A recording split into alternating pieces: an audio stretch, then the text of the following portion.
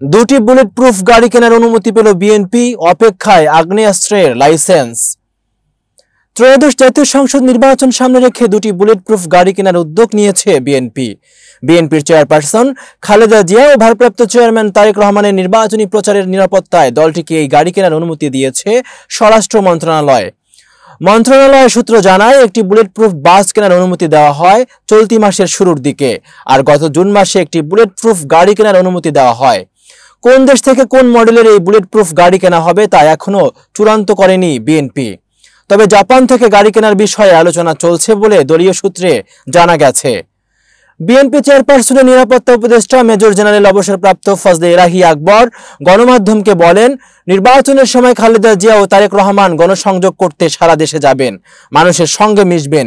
একদিকে তাদের নিরাপত্তা, অন্যদিকে জনসম্পৃক্ততা। এই সময় তাদের সর্বোচ্চ নিরাপত্তা জরুরি। সে কারণে বুলেট প্রুফ গাড়ি কেনা হচ্ছে।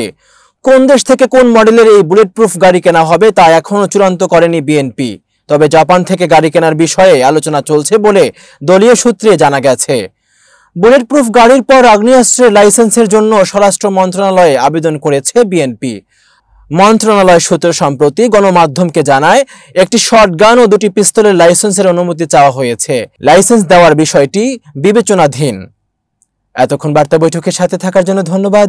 নতুন নতুন তথ্য সংবাদ পেতে বার্তা বৈঠকের ইউটিউব চ্যানেল এবং ফেসবুক পেজের সাথেই থাকুন।